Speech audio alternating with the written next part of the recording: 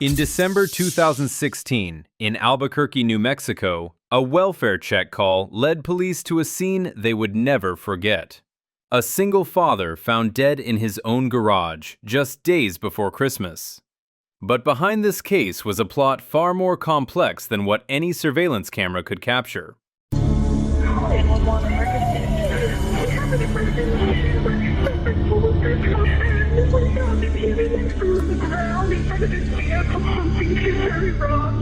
You know, he's conscious and breathing. Oh my gosh, he's dead.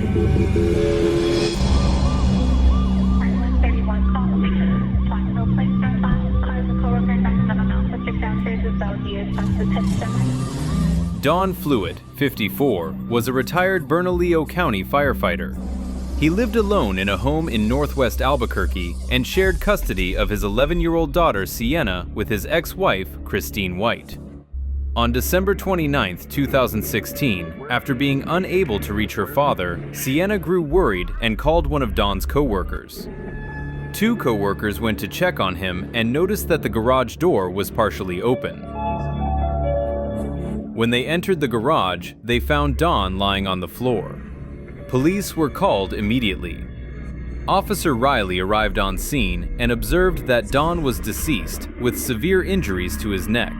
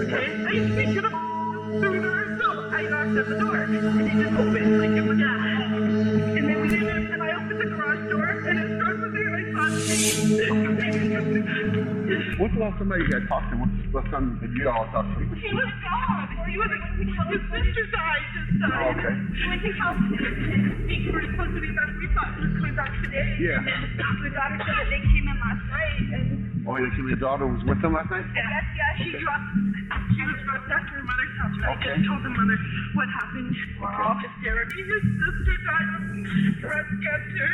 Just last 30 weeks ago, before Christmas. Yeah. Stress. Okay. Do you know anybody just like him or anybody arguing or fighting with him? Okay. We know him. He's a retired firefighter.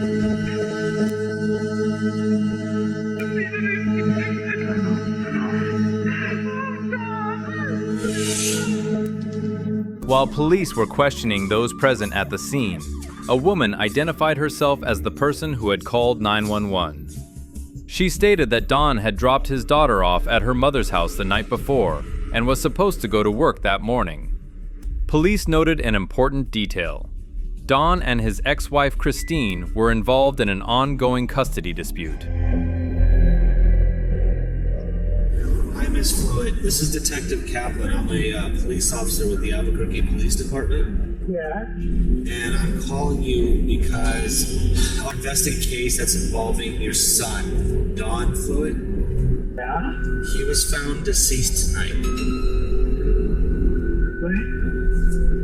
You're kidding me. No, ma'am. I'm very, very sorry.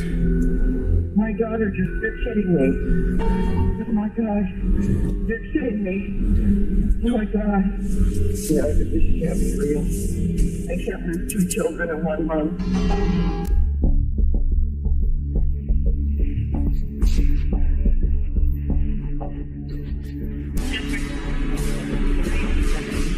And then back at it.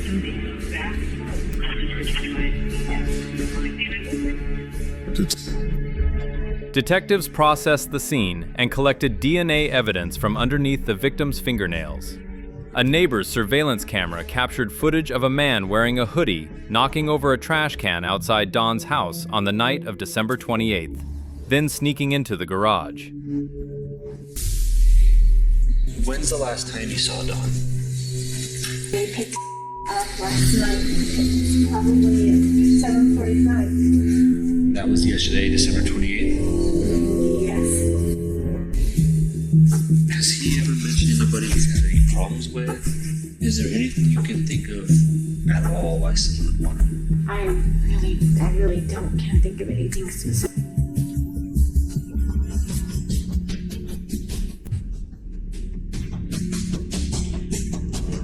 DNA testing later identified the man in the video as Terry White, the current husband of Christine, Don's ex-wife.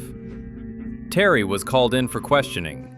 He claimed he had been visiting his sister until 9 p.m., then stopped at a Wendy's before going to work. Terry insisted that he had tried to avoid Don throughout the custody dispute.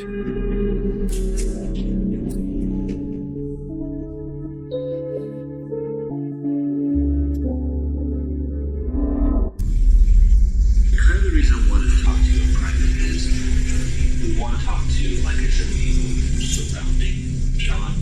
And unfortunately, it puts you kind of in a weird, not being around the bush. You're the other guy. Yes, I'm the other guy. We want to talk to you about that. The first thing I'm going to ask you, and I'm sure you understand, is kind of lay out what you were doing the past couple of days. Sure. Let's start with Wednesday. Can you give me What to eat? I went to hamburger, headed into work. and then how long were you on for?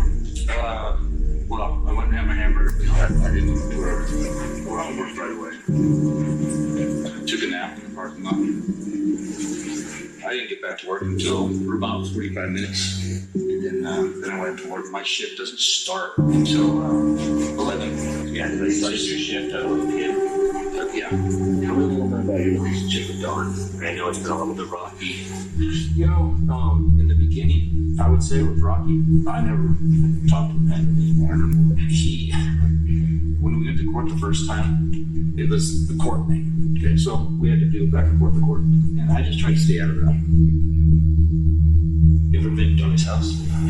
I've been to his house once. You never been inside? No, I've never been inside the house.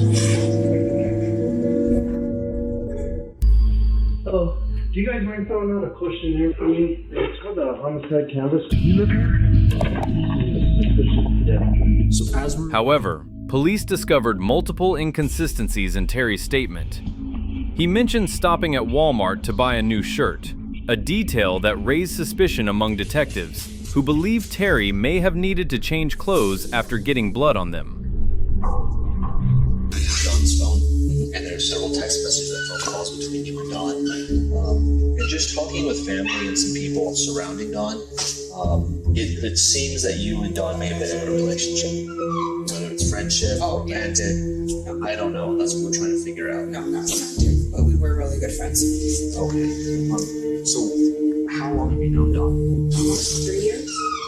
And did he ever, during the course of the 3 years, did he ever talk about anything that may have led to what happened? Anybody he had problems with?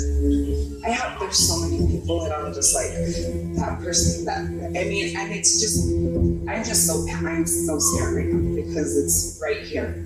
There's more information we have, the more it gives us to kind of start eliminating people, if that makes sense. I kind of feel like the landlord.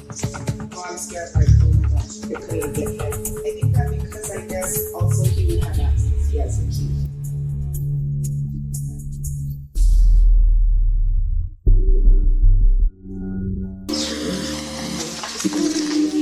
Since then, he's just different. Own brother, Dennis. Now, why do you get a bad feeling with his brother? Because I didn't know he was there. They even had a all of a sudden he's there and Okay. 3 months after the murder, police prepared to arrest Terry. But Christine reported that her husband was missing. When detectives searched Christine's vehicle, Detective Kaplan found Terry's last will and testament inside the glove compartment, an unusual and alarming discovery. I didn't even know he had a brother. Now, why do you get a bad feeling with his brother?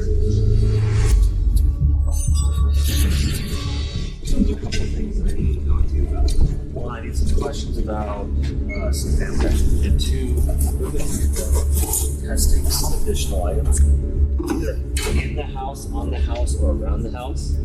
Like I could have done that for you a month ago. Time, but here we are. I gotta work around schedules.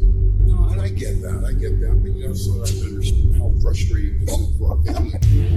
Like with me, I had to stay in that house for a month. I had to clean up my brother's own blood, and if anybody's ever done that for it, it's not easy. It's not like spilling some oil on the garage and having to try and get it up.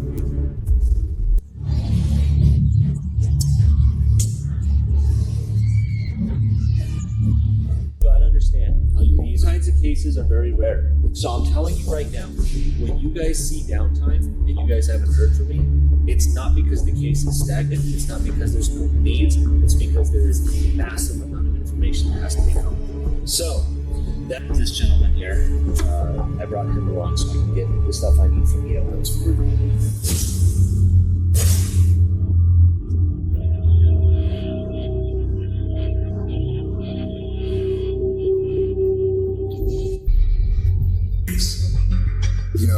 Don was a little angrier than you think when it came to that giant hole in the ceiling. Don was under the impression that this thing was supposed to be fixed by the time he got back.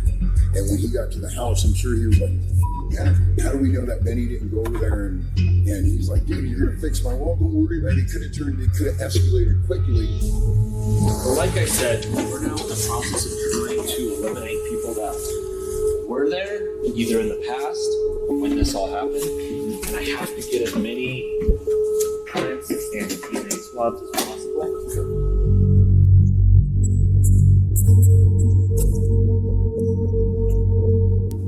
Alright, so Benny, just kind of walk me through first off, what's going on with the condo now? Fire leak. Don called me just before he left on his sister day. He said if I wouldn't mind checking it, and I didn't get around to it. I have it. Okay. It was 4 months in the rear rent. That Don was? Yeah. Don's money up to pay a couple of months or so. So technically he's still 2 months behind. $2,700. $2,700. I met Don for the first time. Never met him. A few days later, Navajo County, Arizona deputies located Terry inside a truck approximately 200 miles from Albuquerque. A hose had been connected from the exhaust pipe into the cab, indicating an attempt to commit suicide by carbon monoxide. Officers approaching the vehicle observed that Terry's face was red and that he appeared drowsy. A records check revealed an active warrant, and Terry was taken into custody.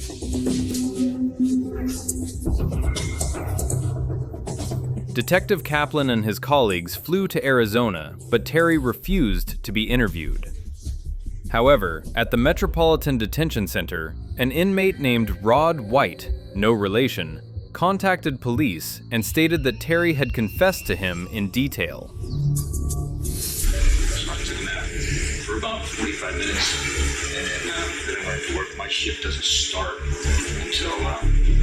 According to Rod, Terry said he knew Don often smoked in the garage because his daughter disliked the smell of cigarettes inside the house.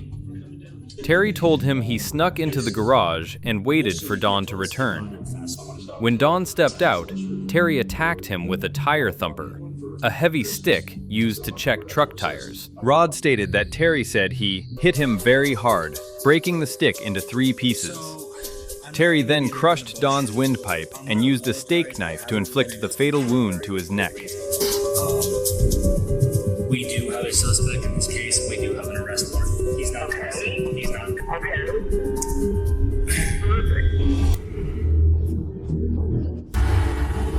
We do have a suspect in this case, and we do have an arrest warrant on custody.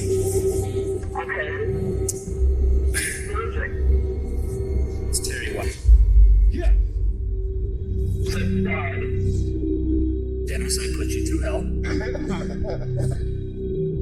I'm going to tell you, based on forensic evidence on scene, we do have an active arrest warrant for him. Rod also claimed that Terry said his wife, Christine, had asked him to do this for the family.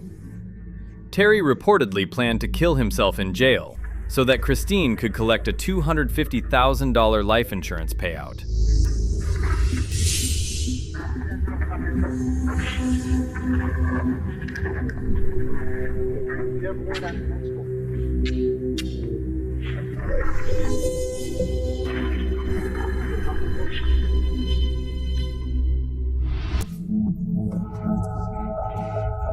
So he told you he could. Then he changed it. Go back to Jerry White stuck in his house, stuck in the garage. The garage door went in the house because they ended up getting him because he got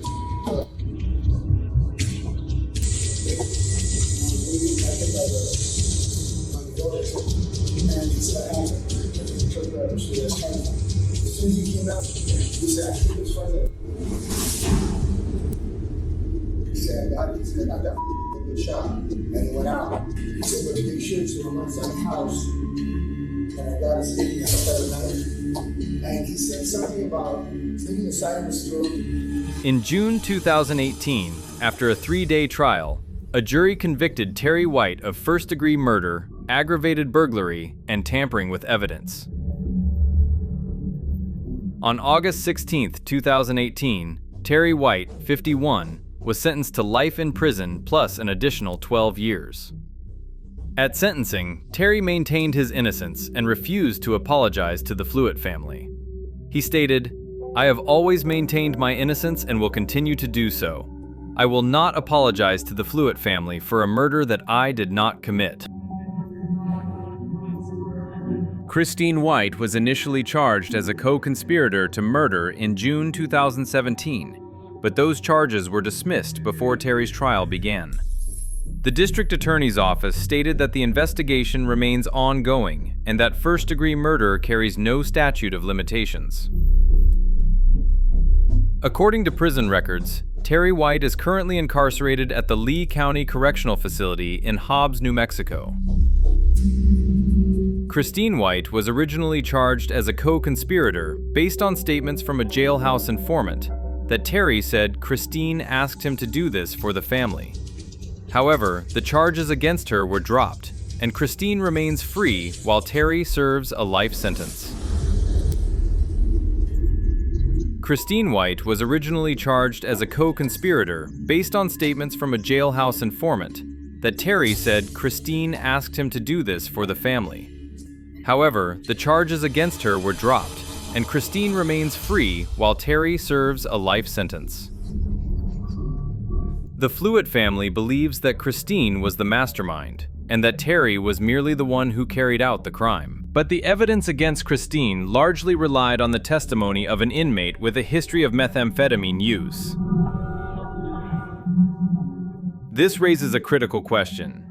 Is it fair that only Terry White was sentenced to life in prison, while Christine White, the person believed to have had the strongest motive in the custody dispute, faces no legal accountability? Do you believe justice was fully served? Share your thoughts in the comments below. If you're interested in real cases captured through police body cameras, don't forget to subscribe and turn on notifications so you don't miss future cases. Every video is a lesson in the realities of crime and how law enforcement in the United States investigates and solves cases. Thank you for watching.